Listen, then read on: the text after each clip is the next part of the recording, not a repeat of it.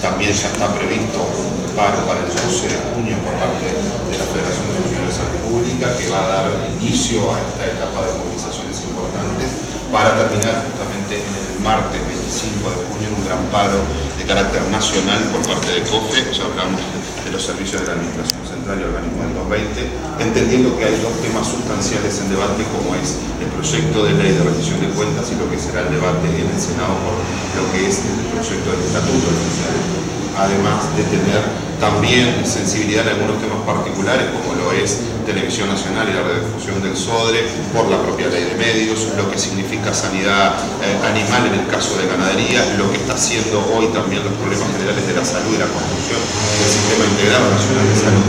Tenemos conflicto también en la Dirección General Impositiva. Son muchos los problemas y entendemos que COFE tiene que estar a la altura de esa situación y por lo tanto estamos haciendo un planteo de la organización. ¿Cuál es la plataforma general? Bueno, el reclamo justamente de que desde el momento que en economía se plantea el gasto cero para esta rendición de cuentas, nosotros planteamos de incremento de un presupuesto, entendiendo que será el último a resolver hasta el 2016. Y los temas, obviamente, de construcción de la administración sin presupuesto difícilmente se puedan concretar, además de resolver justamente temas que tienen la particularidad de cómo se construyen los servicios. Si hablamos de condiciones de trabajo en la industria frigorífica, estamos hablando de la necesidad, por un lado, resolver presupuestalmente y resolver la gestión desde el propio Ministerio de Ganadería.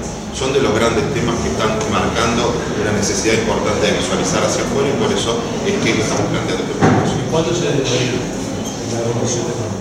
Bueno, números reales hoy no los tenemos. Lo que importa sí en primera instancia es la conducta política de parte del Poder Ejecutivo de entender que hay que abrir la rendición. ¿Hay negociación con el gobierno? La negociación está bastante trancada y en este sentido es donde justamente el planteo inicial ha sido no va a haber gasto. Nosotros entendemos de que vamos